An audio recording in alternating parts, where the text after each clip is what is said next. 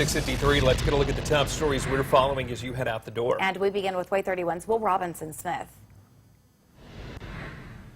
The Limestone County Sheriff's Office is investigating what they are calling a murder-suicide this morning. Deputies said when John Few pulled into the carport of the house he was living at on Highway 99, Jason Woldridge was there and confronted him with a gun. That's when Sheriff Mike Blakely said Woldridge shot Few and then turned the gun on himself. Sarah.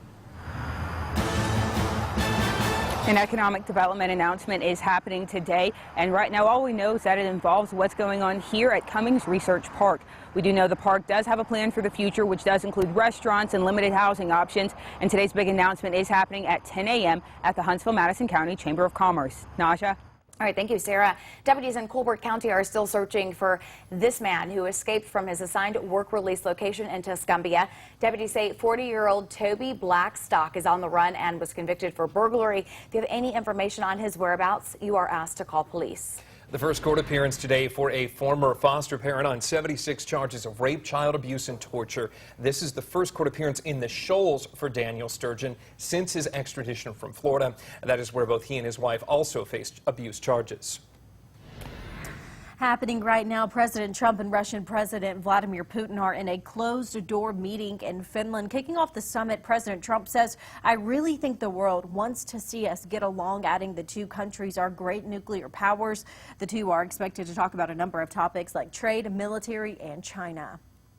Happening today, the kickoff of the SEC Media Day for the first time ever. It's happening in Atlanta, not Birmingham. The national champion Crimson Tide on Wednesday and the Auburn Tigers on Thursday. WAAY 31 plans to cover the event all week long, so go to our website, waaytv.com, for more information. You need to mail in your absentee ballot ahead of tomorrow's runoff elections. The deadline is the close of business today. Races include Lieutenant Governor and Attorney General. The polls are open Tuesday from 7 in the morning till 7 at night. Hiring could start this week for police officers in Huntsville who come from other law enforcement agencies across the state. The City Council approved the process known as lateral hiring. It's one part of a plan to add more officers to the Huntsville Police Department. Members of a specialized Secret Service team head to Huntsville this week to train local law enforcement. It is focused on things like terrorism trends and how to fight them. This is open to all members of law enforcement. Kate? And one last update on your traffic this morning. Everything's still moving smoothly, although we may start to see some slowdowns, locations like 72 in Lauderdale County, as this heavy rain continues to track into the Tennessee Valley. Of course, that threat I'll monitor for you. Something else that I'm a little concerned about is the fact that we did see some heavy rainfall yesterday in the same locations that are getting ready to get the heavy rain again this morning.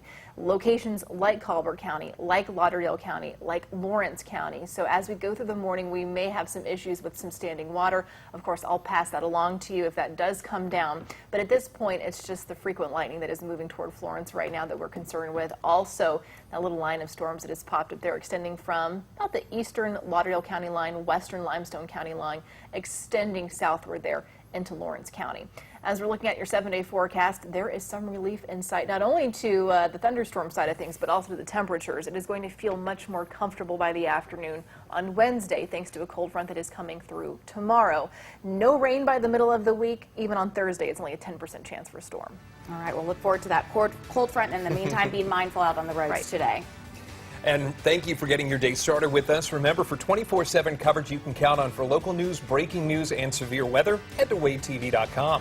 Good Morning America is coming up next, and we have another update at 7:23. Hope you have a fantastic day.